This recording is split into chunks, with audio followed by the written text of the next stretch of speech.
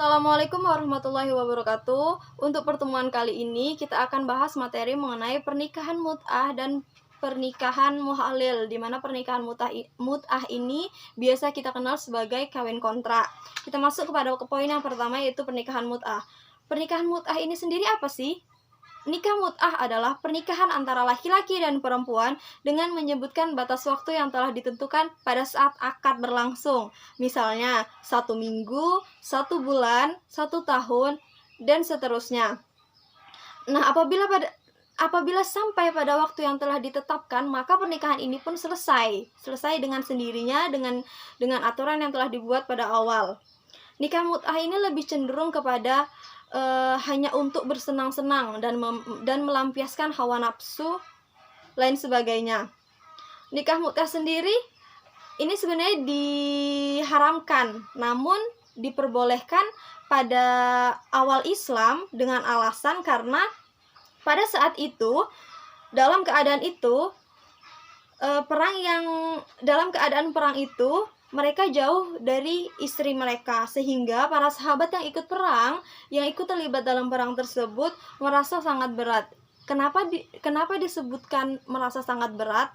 Karena tidak memungkiri dalam ikatan pernikahan pasti ada yang namanya hubungan intim antara suami istri. Nah, itu yang mereka anggap berat pada saat jauh dari istrinya, sehingga mereka memutuskan untuk menikah mut'ah. Nah, adapun dampak positif dan negatif dari pernikahan ini adalah dampak positifnya. Yang pertama, khawatir terjerumus ke dalam fitnah. Nah, menghindari daripada fitnah ini, maka mereka pun mengambil jalan untuk menikah mut'ah atau menikah sementara tadi, sampai mungkin perang mereka selesai.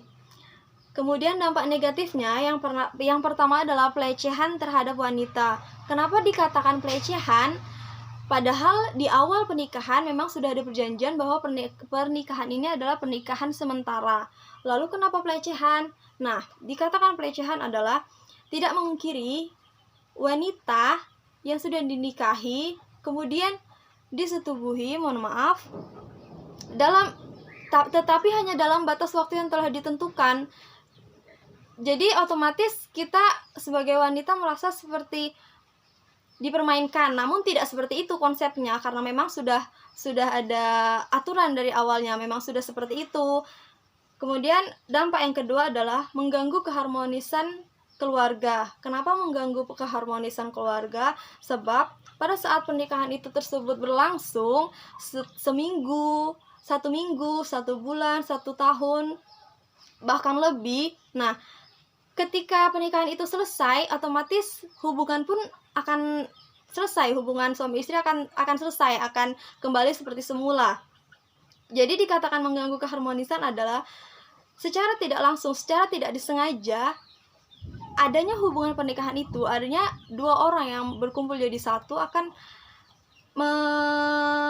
menimbulkan rasa nyaman, rasa bahagia. Nah, ketika masa itu sudah habis, masa yang telah ditentukan ini telah selesai, maka rasa itu pun akan hilang. Jadi itu akan mengganggu keharmonisan keluarga. Kemudian menelantarkan generasi yang dihasilkan. Ketika dalam pernikahan mut'ah ini atau pernikahan sementara ini tidak menghasilkan buah hati, tidak menghasilkan keturunan, itu tidak dipermasalahkan. Namun ketika disengaja maupun tidak disengaja dalam pernikahan ini ternyata mereka memiliki keturunan, nah, anak yang akan lahir tersebut merasa kasih sayangnya tidak utuh sebab orang tuanya berpisah. Karena poin pertama tadi, karena pernikahan ini sementara, mau tidak mau pada saat waktu yang telah ditentukan pernikahan ini pun selesai. Kemudian seperti itu. Selanjutnya kita masuk kepada poin yang kedua, yaitu pernikahan muhalil. Pernikahan muhalil ini adalah pernikahan kedua untuk seorang wanita, di mana pernikahan ini dilakukan untuk agar dia bisa kembali kepada suaminya yang pertama.